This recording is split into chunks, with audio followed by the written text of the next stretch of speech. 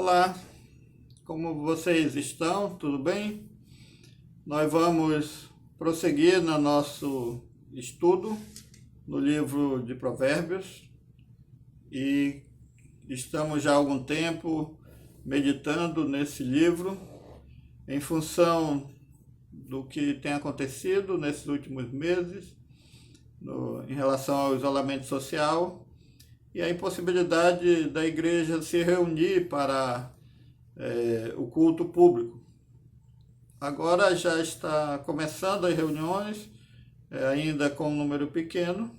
Esperamos que logo isso se resolva e possamos retomar as atividades normais da igreja. Se você tem assistido as mensagens e você tem alguma dúvida, gostaria de algum esclarecimento, você pode mandar uma pergunta pelo YouTube, né? E nós vamos procurar responder para você, se soubermos responder, né? Então hoje nós vamos meditar em 2 provérbios que se encontram no capítulo 15. Então, Provérbios 15, o verso 3 e o verso 11, que diz assim, os 2 versos. Os olhos do Senhor estão em toda parte, observando atentamente os maus e os bons. A sepultura e a destruição estão abertas diante do Senhor, quanto mais os corações dos homens. Então, a Bíblia ensina que os olhos do Senhor estão em todo lugar. Deus, ele não é limitado quanto ao seu conhecimento e poder. Nós dizemos, né, em relação aos atributos de Deus, baseado na revelação, na sua palavra, que Deus ele é onisciente, onipotente e onipresente. Deus conhece tudo, Deus pode tudo e Deus está presente em todo lugar, em todo momento, em qualquer lugar que seja. Nada foge, portanto, à compreensão de Deus. Ou seja, Deus não somente sabe tudo, mas Deus compreende tudo perfeitamente. Ele conhece todas as coisas que existem, todos os lugares, porque foi Ele que criou. Então Ele conhece de uma maneira perfeita todas as coisas. Deus conhece todos os mistérios, que para nós, né, são mistérios do universo. Deus conhece todos os acontecimentos, passados, presente e futuro, como um eterno presente. Então, nada foge a esse conhecimento. Deus não esquece também, né? Então, ele tem sempre um conhecimento eterno e presente. O homem, por ser limitado, nós não somos como Deus, onisciente, onipresente, onipotente, nós não podemos entender essa maneira do existir de Deus. E por causa disso, por nós não entendermos, nós temos dificuldade de conviver com esse Deus que possui esses atributos. Até mesmo os crentes, né, que creem nesses atributos, creem em Deus, eles têm dificuldade de compreender, de entender ou de aceitar essa característica de Deus.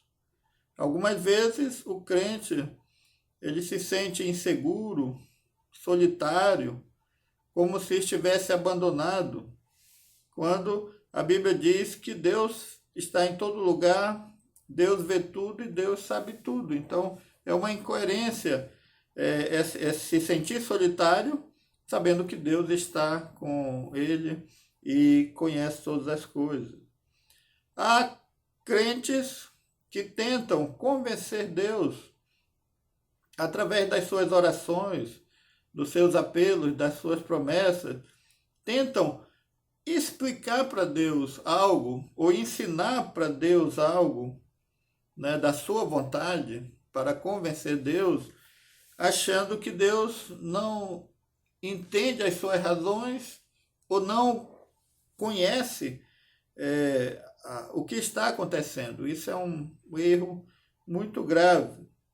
Há pessoas, há crentes, né, que creem na onisciência de Deus, na onipresença de Deus, mas cometem pecado, cometem loucura, fazem coisas erradas, como se Deus não estivesse vendo, ou como se ele pudesse encobrir de Deus, né, de alguma forma, os pecados que ele comete.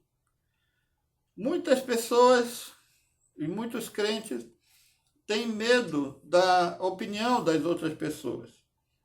E por causa disso, às vezes tentam manter uma aparência de pureza, de santidade, de honestidade, mas que na realidade não são, achando que convencendo as pessoas de algo que não são, isso é uma coisa boa. Mas essas pessoas não entendem que Deus sabe quem elas são, conhece todos os seus pensamentos e sabem tudo o que ela faz. Então, mesmo os cristãos têm dificuldade de entender que Deus, ele vê tudo, ele sabe tudo, Deus está em todo lugar e Deus sabe os planos, pensamentos e as intenções do coração do homem. Salomão, ele então vai trabalhar nesses 2 provérbios sobre um conceito teológico de Deus e as implicações, né, que traz sobre nós esse atributo de Deus. Então, os olhos de Deus estão em toda parte. A ideia não é de um olho físico como o nosso, mas é de uma presença, de um conhecimento, ou seja, o conhecimento de Deus. Deus conhece todas as coisas. Não há nenhum espaço que limite esse conhecimento de Deus. Deus conhece plenamente tudo o que existe, tudo o que está acontecendo, com todas as pessoas nesse mundo, nesse momento. Uma vez uma pessoa me disse que ela acreditava que o único lugar onde Deus não estava presente era no inferno, porque Deus é santo e a presença de Deus lá afetaria a sua santidade. E ela achava então que no inferno Deus não está presente, né, nesse conhecimento, nesse olhar de Deus. Mas isso é um engano, porque a própria Bíblia diz que foi Deus que criou o inferno. E aqui Salomão, ele diz que os olhos de Deus, eles estão em toda parte, e mesmo a sepultura e o abismo estão abertos, estão patentes aos olhos de Deus. Então Salomão, ele diz que esse mundo invisível, o Hades, né, o mundo do além-túmulo, o Hades no grego e Abaddon no hebraico, né, que significa destruição, o abismo. Então, Salomão, ele está falando que essa realidade, esse mundo dos mortos, o mundo das sepulturas, né, que está fora do nosso conhecimento, nós não entendemos, nós não sabemos onde nós não podemos chegar lá. Deus vê e Deus está presente, mesmo nesse lugar, Deus está vendo tudo o que está acontecendo com todas as pessoas, tudo o que se passa lá, né? Então, o lugar dos mortos, onde o corpo é destruído, o verme consome. Deus sabe onde estão todos que já morreram, onde foram sepultados, aqueles que morreram no mar, na floresta, no fogo, queimados, ou devorados por animais, onde estão as almas que já morreram? E qual a condição de cada uma dessas pessoas?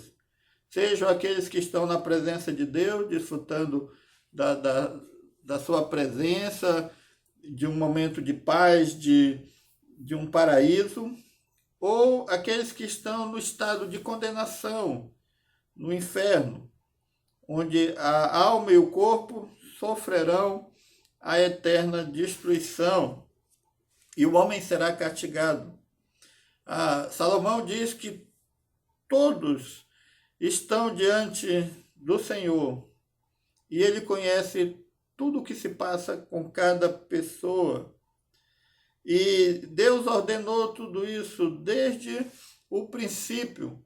No livro de Jó, no capítulo 26, verso 6, diz assim: o lugar dos mortos está nu diante de Deus, o lugar da destruição está descoberto. Então, o Hades, Abdon, né? Abaddon, o lugar dos mortos, o lugar da destruição está diante de Deus, né? Estão descobertos para Deus e Deus conhece todas as coisas.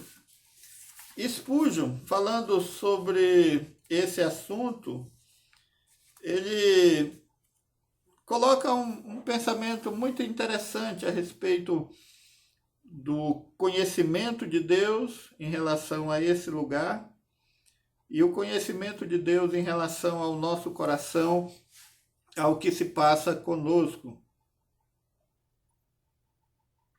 Então, nós não conhecemos esse lugar.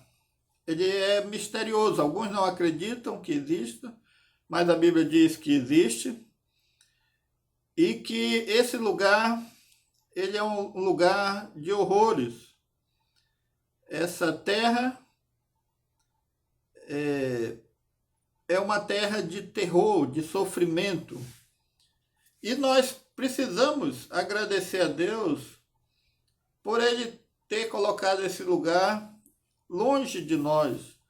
Porque se nós aqui na Terra pudéssemos ter algum contato com as pessoas que estão lá, isso seria um desastre e um grande tormento para nós. Saber dos gemidos, das dores, dos gritos que as pessoas estão vivenciando nesse lugar. Há alguns livros, né, na literatura evangélica onde pessoas afirmam terem ido ao inferno e retornado, né? Deus levou eles lá para conhecer, né? E é interessante, por que Deus quer que as pessoas, ou levou essas pessoas para irem ao inferno, né? Por que não levou para ir para o céu, para ver como é o céu e as belezas do céu? Mas o que mais é interessante é que o conhecimento que essas pessoas tiveram lá parece que foi um conhecimento simplista. Porque a Bíblia já diz, já ensina como é esse lugar e como vai ser lá, né? O que nós precisamos entender é que esse lugar é um lugar de tormento, de sofrimento. E se nós tivéssemos realmente contato com ele, nós não permaneceríamos como nós somos e nós sofreríamos muito com isso. São tormentos indescritíveis. Um lago que queima com fogo e enxofre, escuridão para sempre. Spurgeon diz que nesse lugar nós não podemos olhar. Talvez, Spurgeon falando, se fosse possível ao homem ver ou ter uma boa ideia desses tormentos, ele ficaria louco. Sua razão seria esmagada com a visão de horrores deste lugar. Os gritos estridentes dos espíritos atormentados nos levariam a um profundo desespero. Loucos, certamente iríamos nos tornar. Então, para Spurgeon, esse lugar, nós não teríamos condições de ir lá, ou de vê-lo, contemplá-lo, e com a nossa razão, com o nosso entendimento, absorver todo aquele sofrimento, toda aquela angústia, todo aquele mal, nós enlouqueceríamos, nós ficaríamos completamente destroçados, porque é um lugar de grande terror, de grande sofrimento, de grande dor, de grande angústia. Deus conhece esse lugar e Deus sabe o que cada uma daquelas pessoas está passando nesse lugar. Mas o Salomão, ele diz que Deus conhece também o coração do homem, né? Então ele está fazendo aqui, mostrando do geral para o particular. Deus conhece o reino dos mortos, Deus conhece o abismo, Deus sabe o que se passa nesse lugar de destruição, de sofrimento. Então Deus conhece algo que talvez muitas pessoas não jamais imaginariam como é esse lugar. E Deus conhece o coração do homem. Deus sabe o que se passa no interior. A ideia é que dentro de nós há um lugar obscuro, um lugar de mal, de pecado. Há um segundo inferno dentro de nós. Spurgeon, ele num dos seus sermões, ele disse que o coração do homem é como um depósito de barris de pólvora, e que se uma pequena faísca for acesa no seu coração, em relação ao pecado, aos desejos, o coração do homem se torna um grande inferno, e ele vai ser consumido por essas chamas de pecado, de desejos, de cobiça. Então, nosso coração é um lugar obscuro, onde existe todo tipo de maldade, e Deus conhece o mundo invisível, o mundo dos mortos, e Deus conhece também o nosso coração. Deus sabe quem nós somos. Ninguém pode fugir da presença de Deus, nem esconder qualquer coisa diante dos olhos de Deus. Ele sonda o nosso coração, ele penetra em tudo, ele conhece as nossas motivações e os nossos segredos mais obscuros, que ninguém conhece, que ninguém sabe, mas Deus vê e Deus sabe. Seus olhos contemplam os maus e os bons. E diante dessa doutrina, desse ensino bíblico sobre Deus, nós precisamos aprender algumas coisas. E depois nós vamos tirar algumas conclusões sobre isso. Algumas verdades que nós precisamos aprender. Deus, ele está em toda parte, ele vê tudo, ele sabe tudo. Isso é uma verdade. Mesmo que você negue essa verdade, ela não vai deixar de existir. Deus está em toda parte, vê tudo, sabe tudo. Eu queria ler 2 textos no livro do profeta Jeremias, no capítulo 23 e no capítulo 32. Jeremias fala o seguinte, né? Deus falando através do profeta: poderá alguém esconder-se sem que eu o veja? Pergunta o Senhor. Não sou eu aquele que enche os céus e a terra? Pergunta o Senhor. Então, ninguém pode se esconder de Deus, porque Deus preenche os céus e a terra. Deus vê tudo. Grandes são os teus propósitos e poderosos os teus feitos. Os teus olhos estão atentos aos atos dos homens. Tu retribuis a cada um de acordo com a sua conduta, de acordo com os efeitos das suas obras. Então, os olhos de Deus estão atentos aos atos do homem e ele retribui a cada um de acordo com a sua conduta, de acordo com os efeitos das suas obras. Não podemos nos esconder de Deus, não podemos esconder nossos pensamentos de Deus, nossos sonhos, nossos desejos, nossas palavras, nossas ações. Deus conhece completamente até as nossas intenções do coração. Não há nada na nossa vida que nós possamos esconder de Deus.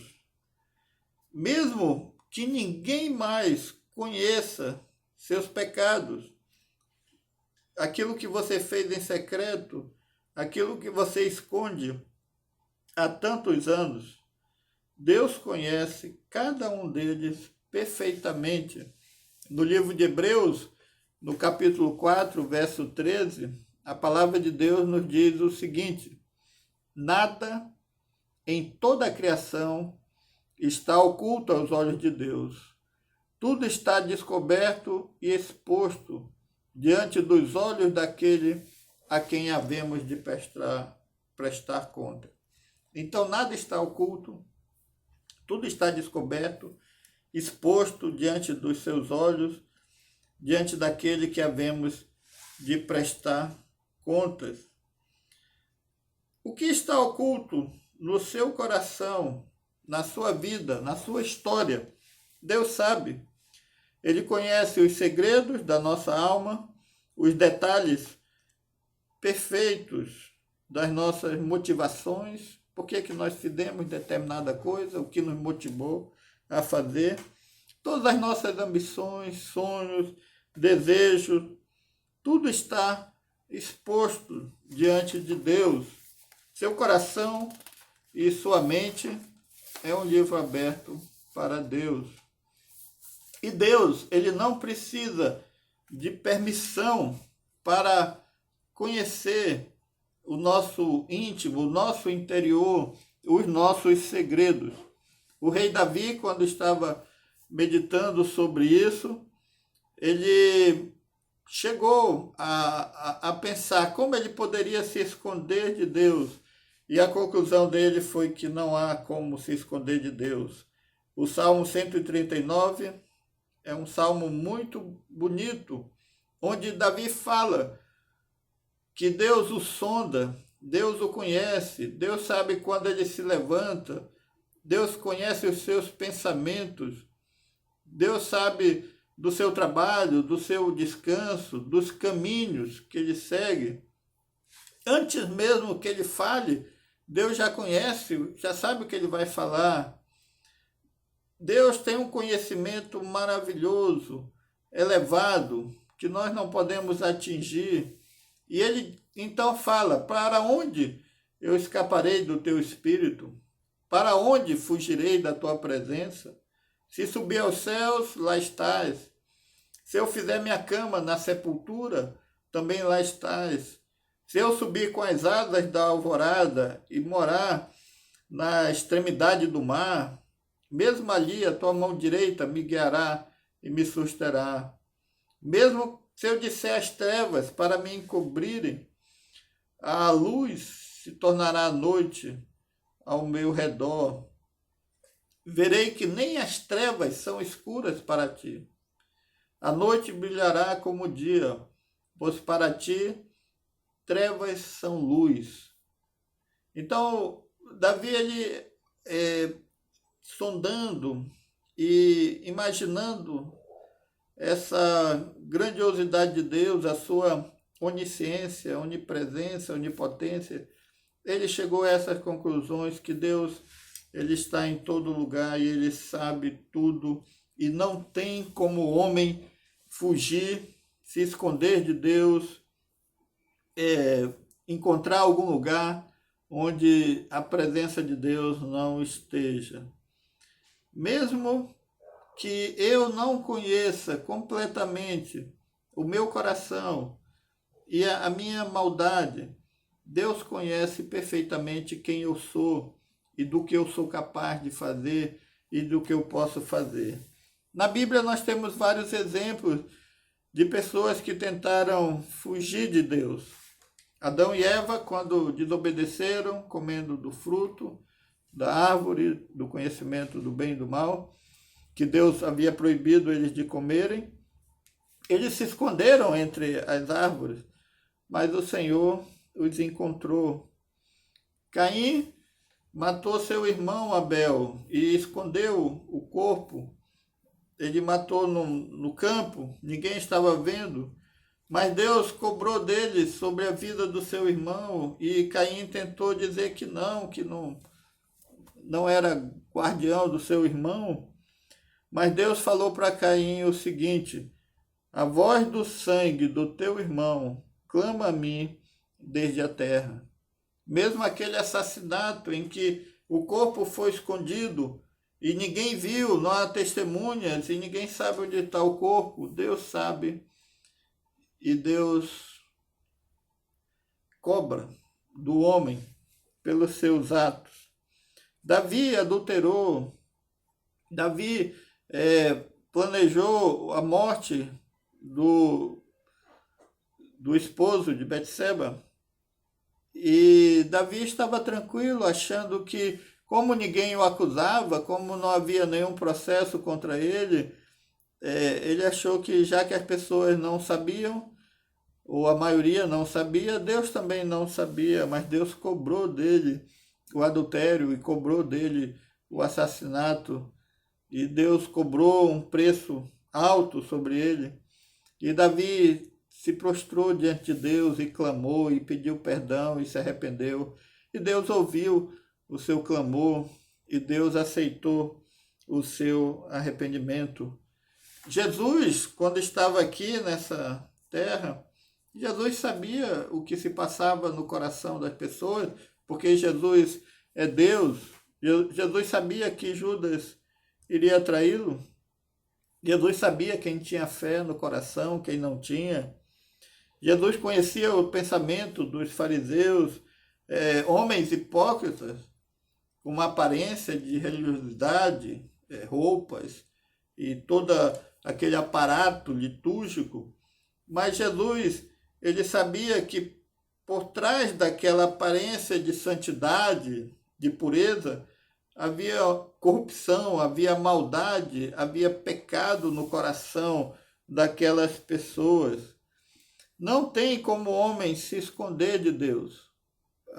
Você pode se esconder de uma câmera, se disfarçar num lugar escuro, onde as pessoas não lhe conhecem, mas a Bíblia diz que Deus, ele vê tudo, ele vê nosso coração, ele vê nossas ações, nossos pensamentos e nossos desejos, e que ele irá julgar cada um dos nossos pecados num dia não muito distante.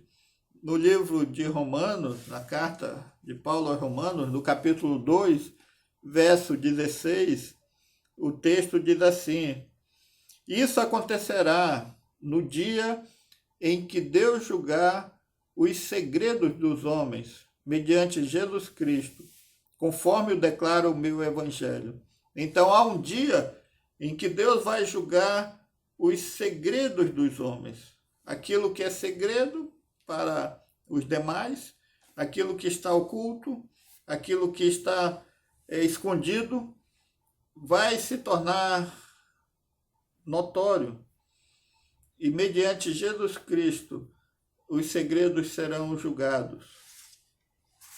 Uma coisa muito importante sobre Davi, já lemos sobre o Salmo, quando ele fala sobre esse conhecimento de Deus, foi que Davi, quando estava orientando o seu filho Salomão, que iria se tornar rei, Davi dá um conselho muito importante para Salomão. Em 1 Crônica, primeiro livro das Crônicas, capítulo 28, verso 9, Davi diz o seguinte para o seu filho Salomão, que se tornaria o novo rei: e você, meu filho Salomão, reconheça o Deus de seu pai e sirva-o de todo o coração e espontaneamente, pois o Senhor sonda todos os corações e conhece a motivação dos pensamentos. Se você o buscar, o encontrará, mas se você o abandonar, ele o rejeitará para sempre. Então, o apelo do pai para o seu filho, né, Davi para Salomão, é que ele sirva a Deus de todo o coração, de maneira espontânea, com gratidão, com alegria, pois o Senhor sonda os nossos corações e conhece nossa motivação e o nosso pensamento. Então, Deus conhece a motivação dos nossos pensamentos. Deus nos vê quando estamos na igreja. Deus nos vê quando estamos na nossa casa.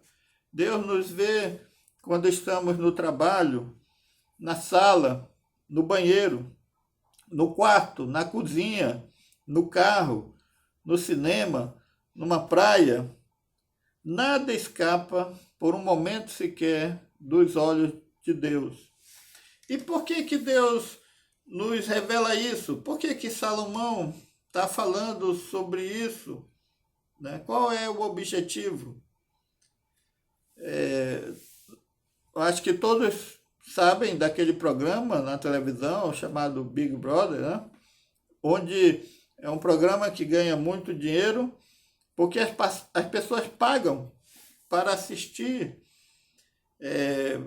ter uma visão exclusiva durante 24 horas do que as pessoas estão fazendo lá dentro. Né? Mas essas pessoas querem ter esse conhecimento por curiosidade, por algum tipo de capricho, mas sem preocupação.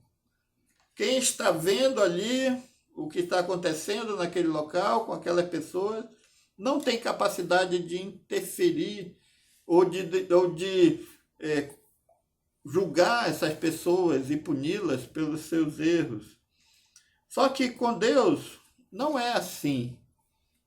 Deus, ele conhece nossas ações perfeitamente, ele conhece as motivações e ele vai punir aqueles que fazem mal e ele vai recompensar aqueles que fazem coisas boas.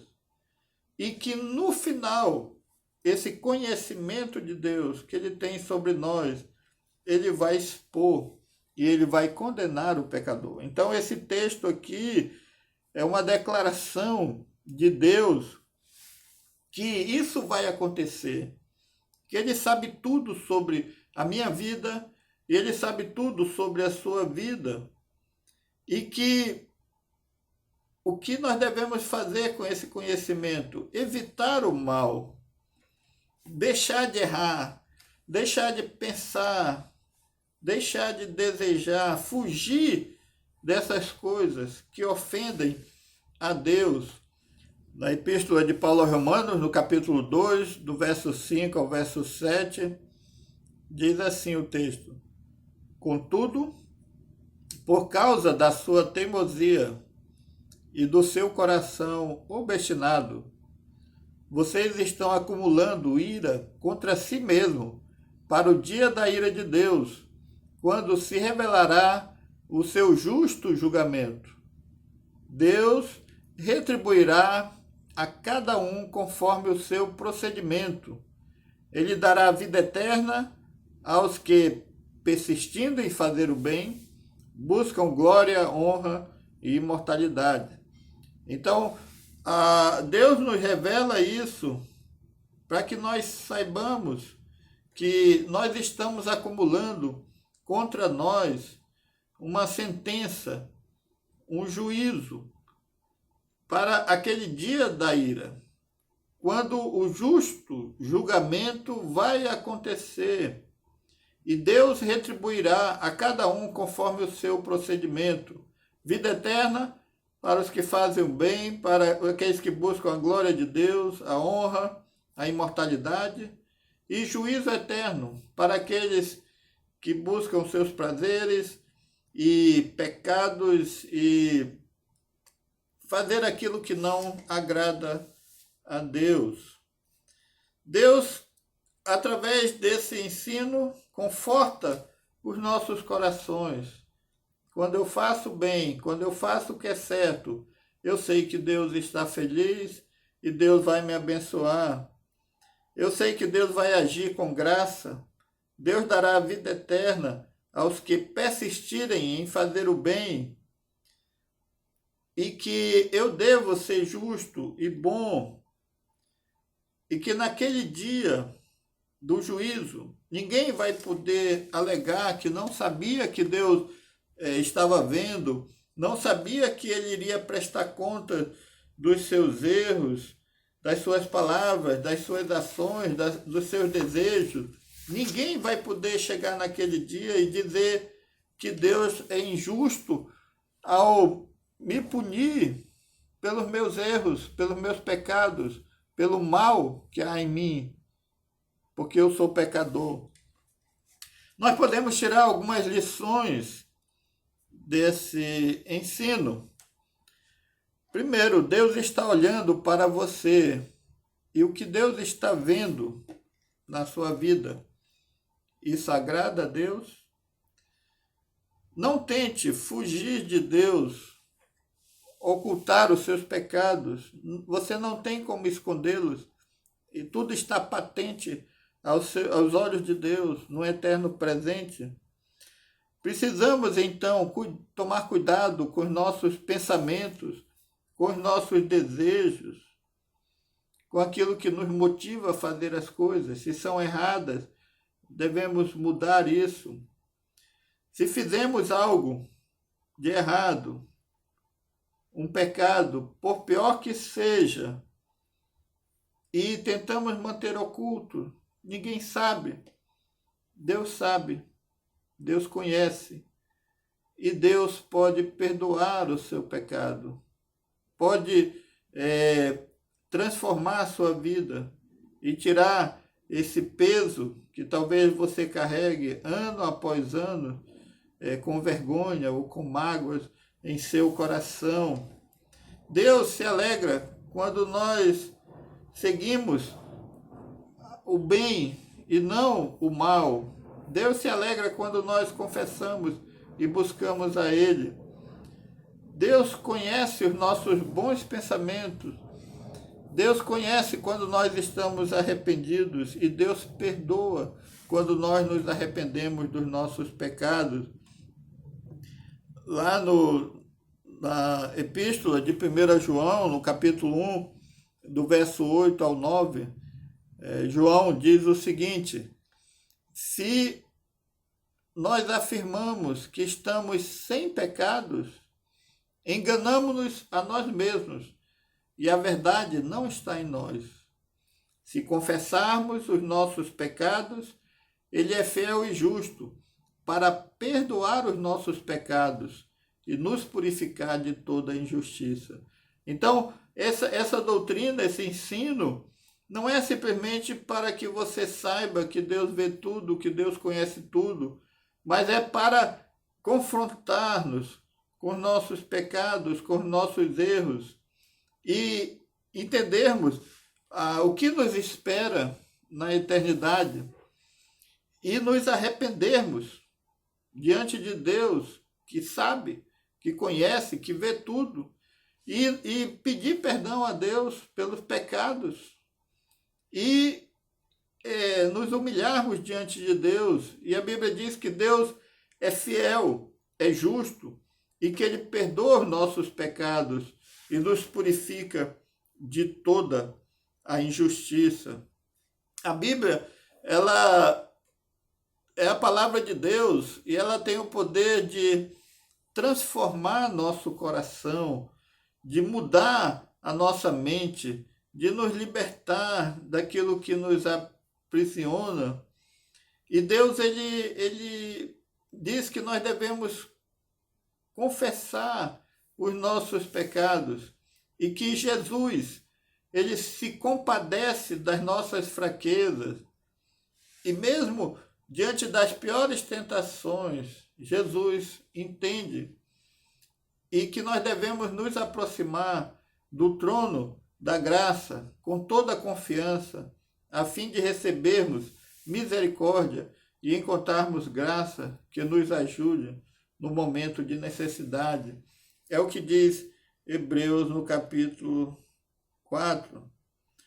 Felizes são aqueles que procuram viver de maneira que mesmo em lugares mais ocultos ou na escuridão da noite, não pecam porque sabem que os olhos de Deus estão sobre eles. Precisamos entender, irmãos e amigos, que Deus, ele é paciente, ele suporta a nós, né? Mesmo vendo a nossa falsidade, a maldade em nosso coração, mesmo quando ele vê que desejamos desesperadamente pecar e muitas vezes nos entregamos ao pecado de maneira inconsequente. Deus nos ama através do seu Filho, que morreu na cruz pelos nossos pecados. E Deus nos perdoa, Deus nos purifica, e nós podemos ser aceitos diante de Deus através de Jesus Cristo. Deus é onisciente, onipresente, onipotente. Deus sabe tudo e Deus vai pedir contas de todas as coisas que Ele sabe da nossa vida. Não há como fugir de Deus, não há como se esconder, não há como alegar algum tipo de inocência, mas Deus coloca diante de nós a sua graça, o seu amor. E se nós confessarmos os nossos pecados, se nós abrirmos o nosso coração e colocarmos todo isso que está oculto diante de Deus e pedirmos perdão, Ele perdoa, Ele transforma e Ele nos dá uma nova vida, um novo começo, porque Ele é amor e Ele nos aceita através do sacrifício de Cristo. Se você, sabendo disso, que Deus conhece a sua vida, vê o seu coração, talvez a pergunta seria: o que Deus está vendo em você? Deus está feliz com a sua vida? Você está feliz com a sua vida? Deus pode transformar e mudar, mas você precisa entregar sua vida a Jesus e reconhecer que você é um pecador. Que a graça do Senhor esteja sobre sua vida e que Deus o abençoe.